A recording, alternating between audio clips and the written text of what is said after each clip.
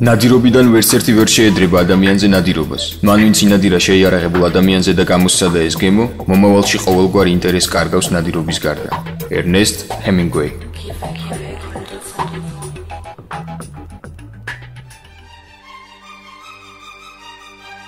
უამრავი დანაშაულის მიუხედავად, რითიც ასე მდიდარია კრიმინალური ქრონიკა, არსებობენ ისეთებიც, რომლის გაგონებაზე ცისხლი გეყინება. სოფიანი ცხოველი, როსტოველი მფატრავი, წითელი მფატრავი, ტყის ზოლის მკვლელი, მოქალაქე იქსი. ეს ანდრეი ჩიკატილოს მეტსახელების არასრული ჩამონათვალია. ეს სახელი ბოლო აწლეულის მანძილზე ასოცირდებოდა როგორც მანიაკ, სადისტ, სასტიკ მკვლელთან. მრავალი ქვეყნის მეცნიერი ოცნებობდა ამ ფენომენის შესწავლას. რეკორდსმენი მანიაკის ტვინშიც კი მზად იყვნენ გადაიხადათ უამრავი ფული. დაიბადა 1936 წელს უკრაინაში, სუმის რეგიონში, სოფელ იაბლოჩნოიში. ყვებიან რომ როდესაც დედამისი მშობიარობდა იმ რეგიონისთვის არნახული ჭექაქუხილი იყო. 1941 წელს მამამისი საომრად წავიდა და მალე ტყვედ ჩავარდა. იმ დროს ტყვედ ჩავარდნილები ერის მოღალატეებად და ლაჩხრებად ითვლებოდნენ. ოჯახი უკიდურეს გაჭირვებაში ცხოვრობდა. თუმცა მომავალში ჩიკატილო იხსენებს, რომ სწორედ უკიდურესი გაჭირვება და ჩამოურეცხავის სირცხვილი ბადებდა მასში ჯიუტ ოცნებას მაღალ პოლიტიკურ კარიერაზე. მე მყარად მჯეროდა, რომ არ ვიქნებოდი უკანასკნელი ადამიანი. ჩემი ადგილი კრემლშია. არსებობს ცნობები, რომ ანდრეი ჰიდროცეფალიით დაიბადა, 12 წლამდე შარდს ვერ იკავებდა, რის გამოც დედა მას სასტიკად სჯიდა. 1944 წელს ანდრეი სკოლაში წავიდა. ვიყავი ზედმეტად მორიდებული, თავის დაცვა არ შემეძლო, ხშირად ვიყავი დაცინვის ობიექტი. მასწავლებლებს აოცებდა ჩემი უმწეობა. მიუხედავად არც თუ ისე ცუდი ფიზიკური აღნაგობისა. ჩემი ახლო მხედველობის გამო ვერ ხედავდი რა ეწერა დაფაზე და მეშინოდა მეკითხა. სათვალე საერთოდ არ მქონდა, თანაც მეტსახელის მეშინოდა. სათვალის ტარება მხოლოდ 20 წლის ამ დავიწყე, როცა დავქორწინდი. ჩიკატილოს ადრეული ასაკიდან დაქვეითებული პოტენცია ჰქონდა, რის გამოც იგი ერიდებოდა ქალებთან ურთიერთობას.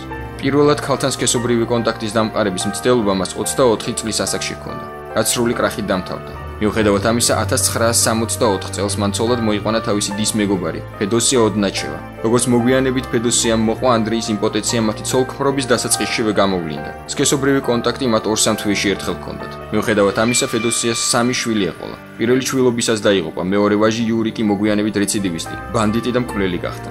ანდრეის ქცევაში მისი სექსუალური გადახრები უკვე 17 წლის ასაკში გამოვლინდა. მის უმცროს დასთან 13 წლის მეგობარი მოვიდა. მე მას ვუთხარი, რომ და სახლში არ იყო, მაგრამ მაინც არ წავიდა. მას სასკოლო ფორმა ესვა. თავი ვერ შევიკავე, წავაქციე და ზევიდან დავაწექი, რისგანაც ორგაზმი განვიცადე. გოგონა ვერაფერს მიხვდა და გაიქცა. როგორც ფსიქოლოგები ამტკიცებენ, სწორედ იმ დროს, როდესაც მე-10 კლასელმა ჩიკატილომ თავის ეზოში მოახდინა ძალადობა 13 წლის გოგონაზე, რომელმაც წამიერი სიამოვნება მოუტანა, მოხდა მორიდებული, სოფლელი ბიჭის გადაგვარება საშინელ მონსტრად, რომელიც თავდასხმის ობიექტად დაუცველ მსხვერპლს ირჩევს. 18 წლის ჩიკატილო გაემგზავრა მოსკოვში სახელმწიფო უნივერსიტეტის იურიდიულ ფაკულტეტზე ჩასაბარებლად, მაგრამ უნივერსიტეტში ვერ მოხვდა. ერთ-ერთი ვერსიით მას მამამისის წარსულმა შეუშალა ხელი. 1955 წელს მან დაამთავრა ახტირკის კავშირგაბმულობის ტექნიკუმი. შემდეგ ჩააბარა მოსკოვის ელექტრომექანიკური ინსტიტუტის რკინიგზის ინჟინერიის დაუსწრებელ ფაკულტეტზე. 1957-1960 წლებში ჩიკატილო შინაგან ჯარებში მსახურობდა, სადაც მისი სიტყვებით ყველანაირ დამცირებას განიცდიდა. წლების წინ სოფელში მომხდარი ძალადობა ღრმად ჩაჯდა მის ცნობიერებაში და შემდგომი პროფესიის არჩევანში გადამწყვეტი როლი ითამაშა. გოგონა ცოცხალ ფოტოც დარჩა მის მეხსიერებაში და უკვე ჩამოყალიბებულ ასაკში ვერც აცნობიერებდა ისე ისწრაფოდა ესწავლებინა ისეთებისათვის, როგორიც ის იყო. შეჭრილიყო მათ ფსიქიკაში და ესწავლა მათი თავისუფლად მართვა. 1965 წლიდან ჩიკატილო მოეწყო რაიონის სპორტის გამგეობის თავმჯდომარე, სადაც მან ზუსტად იცოდა, რომ მოუწევდა მოზარდებთან ურთიერთობა სხვადასხვა სიტუაციებში. 1970 წელს დაამთავრა პედაგოგიური უნივერსიტეტის მარქსიზმ-ლენინიზმის დაუსწრებელი ფაკულტეტი და მოეწყო რუსული ენისა და ლიტერატურის მასწავლებლად სკოლა-ინტერნატში. შემდგომში მისი მოსწავლეები იხსენებდნენ, როგორ შედიოდა მოულოდნელად გოგოების ოთახში, როდესაც ისინი დასაძინებლად ემზადებოდნენ, როგორ ხდებოდა ცელქი და ხუმარა, როდესაც მათთან მარტო რჩებოდა. მისი მოსწავლეები ამჩნევდნენ ჩიკატილოს სექსუალურ გადახრებას და ხშირად დასცინოდნენ. ერთხელ ბიჭებმა წაასწრეს, როდესაც იგი ცდილობდა წინარე ბიჭთან ორალური სექსით დაკავებას და სასტიკად გალახეს. მიუხედავად იმ სისუსტეებისა, რასაც თავად ჩიკატილოც ამჩნევდა თავის თავში, მაინც არ ეშვებოდა ფიქრს სოციალურ სიმაღლეებზე, რომელიც მას დამსახურებულად უნდა დაეკავებინა საზოგადოებაში. წარმატებით დაამთავრა 4 ფაკულტეტი, თანამშრომლობდა ადგილობრივ პრესასთან, წერდა მორალის თემაზე. თუმცა უკვე შეუძლებელი იყო ფსიქიატრის გარეშე მისი ადამიანიდან მონსტრად გადაგვარების შეჩერება. დახმარების თხოვნა კი მისი როგორც მამაკაცის მარცხის აღიარებას ნიშნავდა. მკვლელობის საშინელი სტატისტიკა 1982 წელს დაიწყო, როდესაც როსტოვის პროვინციაში პოულობდნენ გარდაცვლილებს. თუმცა ეს არ იყო მხოლოდ მკვლელობები, ეს იყო ფანატიზმის გვირგვინი. დანაშაულის ადგილას მოხვედრისას მილიციის ყველაზე გამოცდილი მუშაკებიც კი შეძრულნი იყვნენ. პოულობდნენ გვამებს, რომელთაც ვიღაც სასტიკად დასცინოდა. ყველა გვამი საშინლად დაგლეჯილი და დანაწევრებული იყო. პრაქტიკულად ყველა გამონაკლისის გარეშე. მკვლელობებს ერთი ხელწერა ჰქონდათ: სადიზმი, განსაკუთრებული სისასტიკი. მკვლელი ყველას მონსტრად წარმოედგინა, არადა ის ერთი შეხედვით ძალიან თავისებური ადამიანი აღმოჩნდა. ცხოვრობდა ოჯახთან ერთად. იყო მოსიყვარული ქმარი და მამა, ჩაკეტილი, მოკრძალებული, მორცხო. წარმოუდგენელი იყო, რომ ამ 7 ადამიანს შეეძლო თავისი მსხვერპლისთვის თვალები დაეთხარა და შეეჭამა. ქალაქი შიშით აივსო. გაურკვევლობა ადლიერებდა კოშმარს. დედები შვილებს სკოლაში აცილებდნენ და ხვდებოდნენ სკოლის დამთავრების შემდეგ. თუმცა მიუხედავად ამისა, მაინც წერდნენ გაზეთები მკვლელობების შესახებ. იკარგებოდნენ ბავშვები და კვლავაც პოულობდნენ გვამებს იგივე სადისტური ხელწერით. რაც უფრო მეტი დრო გადიოდა, უფრო იზრდებოდა მკვლელობების სია. შესაბამისად ირკვეოდა სისხლიანი მარშრუტიც. გვამებს პოულობდნენ სადგურებთან, ტყის ზოლებში. ეს იყო ყველაზე დიდი, რთული და ამავე დროს ყველაზე ცნობილი ოპერაცია. მასში 100-მდე ყველაზე გამოცდილი გამომძიებელი მონაწილეობდა. ყველა მამაკაც ბავშვთან ერთად აფიქსირებდნენ ფარული კამერით და შემდეგ ამოწმებდნენ. თუმცა ოპერაცია 10 წელზე მეტხანს გრძელდებოდა. მანიაკი მკვლელის ასაყვანად უამრავი მეთოდი შემუშავდა. გამომძიებლები გადაცმულნი იყვნენ მეთევზეებად, ბომჟებად, ლოთებად, რკინიგზის მუშებად, აგროვებდნენ სოკოებს, უვლიდნენ უძენს. უბრალოდ ელოდნენ მატარებელს. რა თქმა უნდა, არც ქალი გამომძიებლების გვერდის ავლით ჩაუვლია ამ საქმეს. ისინი მეძავებს, ლოთებს, ბომჟებს განასახიერებდნენ, იმ იმედით, რომ მკვლელი მათ როგორც ადვილ ნადავლს ისე შეაფასებდა და ანკეზზე წამოიგებოდა. გამოძიებას ისიც ართულებდა, რომ მათ არ ჰქონდათ არც ერთი მოწმის ჩვენება. ერთი ხელმოსაჭიდი ფაქტის გარდა. 9 წლის ბიჭის სხეულზე, რომელიც მოკლული იყო 1982 წელს, აღმოჩენილი იყო მეოთხე ჯგუფის სპერმის კვალი. ეს კი კრიმინოლოგიის ყველა წესის დაცვით იმას ნიშნავდა, რომ მკვლელს მეოთხე ჯგუფის სისხლი ჰქონდა.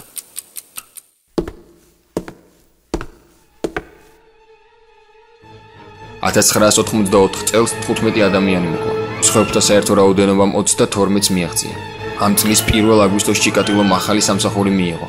მას ბევრი მოგზაურობა უწევდა, უკვე 8 აგვისტოს მან ქალი და 12 წლის გოგონა მოყვა. 1984 წლის 14 სექტემბერს იგი როსტოვის ცენტრალურ ბაზარში საეჭვო ქცევის გამო დააკავეს. ის ცდილობდა გაეცნო გოგონები. უხეშად ელაზღანდარებოდა მათ საზოგადოებრივ ტრანსპორტში და პირდაპირ ავტოვაგზალზე დაკავდა ორალური სექსით. დაკავებისას მას ჩანთაში დანა, ვაზელინით სავსე ხილად და დახოვული თოკი უპოვეს. ჩიკატილოს აუღეს სისხლის ანალიზი, თუმცა მას სხეული ანომალიური ჰქონდა.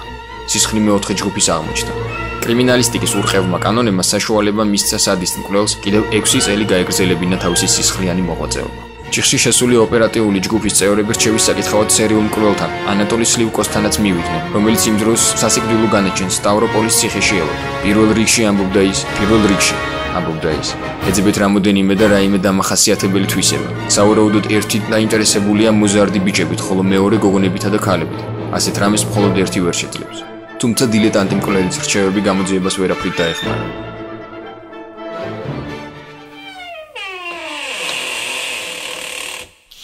1978 წლის 22 დეკემბერს ჩიკატილომ ჩაიდინა პირველი მკვლელობა. მსხვერპლის 9 წლის ელენე ზაკოტნევა იყო. მკვლელობა მოხდა მეჟევომის ქუჩაზე, ნომერ 26-ში. ეს სახლი ჩიკატილომ ოჯახისგან ფარულად იყიდა. ის მას მეძავებთან შესახვედრად იყენებდა. გოგონამ შეიტყვა იმ დაპირებით, რომ საღეთ რეზინს მისცემ. მას უბრალოდ გართობა უნდოდა, მაგრამ როცა გახდა დაუწყო, გოგონამ ყვირილი დაიწყო. შემდეგში ჩიკატილო კი ასე იხსენებს: იმ გოგოს მკვლელობა ჩემთვის პირველი იყო. ყვირილმა აღმაგზნო, ხოლო სისხლის დანახვაზე თითქოს შვება ვიგრძენი. ისეთი როგორიც აქამდე არ მქონია. გოგონას გვამი და მისი სასკოლო ჩანთა ჩიკატილომ თავიდან მოიშორა. განცდილი ემოციები მოსვენებას არ მაძლევდა. მთელი სხეული ითხოვდა ამის გამეორებას. ეს ისე გაჯდა სულში, თითქოს მიხმობდა სადღაც. 24 დეკემბერს გვამი იპოვეს და იმავე დღეს დააპატიმრეს მკვლელობაში ეჭვმიტანილი ალექსანდრე კრავჩენკო. მართალია მას ვერ დაუმტკიცეს ზაკოტნევას მკვლელობა, მაგრამ ის მოგვიანებით დაიჭირეს ქურდობისთვის. ციხეში კი მკვლელთან და ნარკომანთან ერთად ჩასვეს. მათ კრავჩენკო ცემეს და აიძულეს ზაკოტნევას მკვლელობა ეღიარებინა. აღიარებიდან 4 წელიწადში კრავჩენკო დახვრიტეს მკვლელობისთვის, რომელიც ჩიკატილომ ჩაიდინა. პირველმა მკვლელობამ ჩიკატილო შეაშინა, მას 3 წელი აღარავინ მოუკლავს. თუმცა 1991 წელს მან მოკლა 17 წლის მეძავე ლარისა ტკაჩენკო. ის მან ტყეში წაიყვანა, რათა სექსით დაკავებულიყო, მაგრამ უშედეგო. ჩიკატილო ვერაფრით აღეგზნა, მის გამო ლარისამ დასცინა.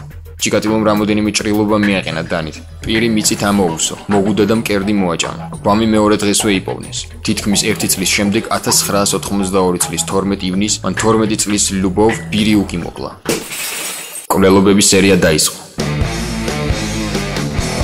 1982 წელს მან საერთო ჯამში 9-დან 16 წლამდე ასაკის 7 ბავშვი მოყვა. ჩიკატილო ყოველთვის წინ მიდიოდა საკმარისი მანდილის გავლის შემდეგ მოულოდნელად ესხმოდა თავს, შემდეგ დანით მოქმედებდა. დანას ძალიან ფრთხილად იყენებდა, რათა სწრაფად არ მომკვდარიყო. ის სიამოვნებას იღებდა, როცა სხვერპლი წინააღმდეგობას უწევდა. დამახინჯებულ სხეულზე 60-მდე ნაჭრელობებს პოულობდა. უმრავლესობას მოჭრილი ან მოჭმული ჰქონდა ცხვირი, ენა, გენიტალიები, მკერდი. ამოთხრილი ჰქონდა თვალები. ჩიკატილო მსხვერპლის მზერას ვერ უძლებდა. მის მსხვერპლთა შორის იყო არაერთი მაწანწალა, ალკოჰოლიკი და გონებრივად ჩამორჩენილი.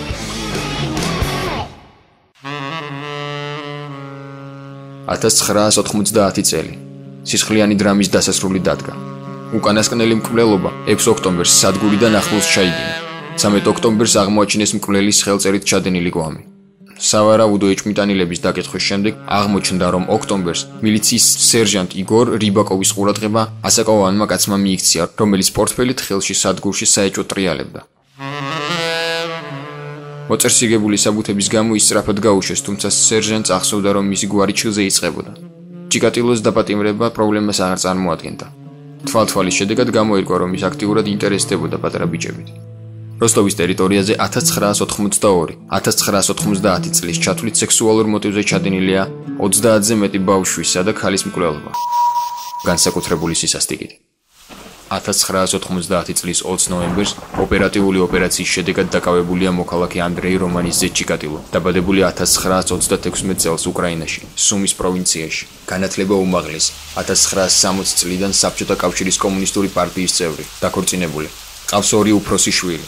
ცხოვრობს ნოვიშახტირსკში, ოჯახთან ერთად. ჩიკატილო დაკავებულია, მას ბრალად ედება მკვლელობა, განსაკუთრებული სისასტიკით. საქმის გამოძიება გრძელდება.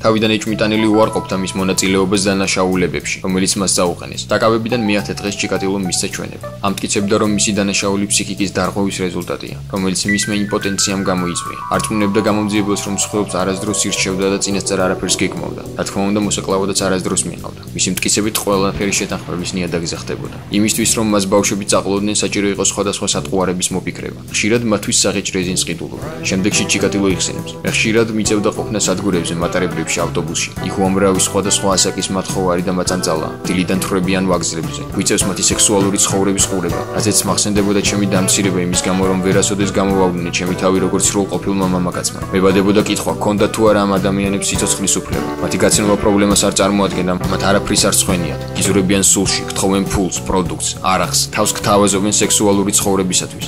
ასე რომ ჩიკატილო მშიერს საჭმელს თავაზობდა, ლოთებს სასმელს, ქალებს საწოლს, ჭადრაკის მოყვარულთ წარმატების ფორმულას, ვიდეოს მოყვარულთ ეროტიკასა და საშინელებათა ფილმებს, რადიო მოყვარულებთან დამცველების სისუსტეზე წუწუნებდა, გზააბნეულს მოკლე გზას პირდებოდა. მას განსაკუთრებული ნიჭი ჰქონდა.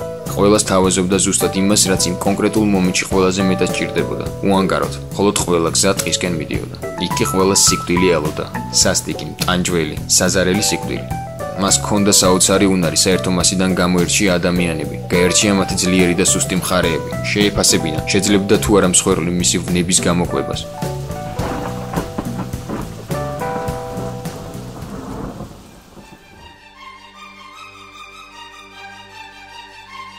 ჩიკატილოს საქმე 10 წელზე მეტხანს გრძელდებოდა. საუბარი იყო 53 მკვლელობაზე, თუმცა თავად ჩიკატილო ამტკიცებდა, რომ მათი რიცხვი 70-ს აღემატებოდა. 1992 წელს სასამართლოზე წამოდგა ერთ-ერთი მკვლელის მამა. ის ვერ ლაპარაკობდა, თითქოს რაღაც აღსჯობდა. შემდეგ თითქოს ძალა მოიკრიბა და დაიწყო. ხვალ ივანს 13 წელი შეუსრულდებოდა. ჩვენ კიდე 14 წლის გოგონა გვყავს. მესამე ბიჭი 8 წლისაა, ივანის მკვლელობის შემდეგ გაჩნდა. ჩვენ მისი სახელის დარქმევა გვინდოდა, თუმცა ასაკოვანმა ხალხმა გვითხრა, რომ არ შეიძლებოდა ამის გაკეთება. ალბათ მართალია. ჩვენ მას ვიქტორი დავარქვით. მე თხოვნა მაქვს სასამართლოსთან. ნუ დაждით სიკვდილით, მიუსაჯეთ 15 წელი, თუნდაც ნაკლები. და როცა გამოვა ციხიდან, სადაც მას კაკებე მალავს, ის ჩვენ ხელში აღმოჩნდება და მაშინ ჩვენ გავიმეორებთ ყველაფერს. და ჩვენ შვილებს გავუკეთ. ჩვენ ყველაფერს გავიმეორებთ და შენ იგრძნობ რა მტკივნეულია ეს. სამედიცინო ექსპერტიზის დასკვნით, ივანის სიკვდილი 42 ჭრილობის შემდეგ დადგა. ის სისხლისგან დაიცალა. ჩიკატილოს ოჯახი შოკში იყო, როდესაც მისი დაპატიმრების ამბავი გაიგეს. ყველა შეძრული იყო იმ ფაქტით, რომ მათი მოსიყვარული ოჯახის წევრი, ენით აუწერელი მანიაკი მკვლელია. საგამოძიებო იზოლატორში ჩიკატილო თავის ცოლს წერდა. შენ ხარ ყველაზე ნათელი წერტილი ჩემ ცხოვრებაში, ყველაზე წმინდა, ჩემი საყვარელი ცოლი. რატომ არ დაგიჯერე, როდესაც სახლთან ახლოს მუშაობას მთხოვდი? რატომ არ დამსაჯე, რატომ არ ჩამკეტე სახლში? მე ხომ ყოველთვის გემორჩილებოდი. ეხლა ხომ ვიჯდებოდი სახლში და მუხლებზე დამხობილი ვილოცებდი შენთვის, ჩემო ძვირფასო. და რატომ გამაჩინა ღმერთმა ასეთი მოსიყვარულე, თბილი და სრულიად დაუცველი ჩემი სიზუსტეებისაგან? ანდრეი რომანის ძე ჩიკატილოს სასჯელის უმაღლესი ზომა დახვრეტა მიესაჯა 1994 წლის 4 იანვარს ნოვოჩერკასკის ციხეში განაჩენი მოყვანილი იქნა სისხლში.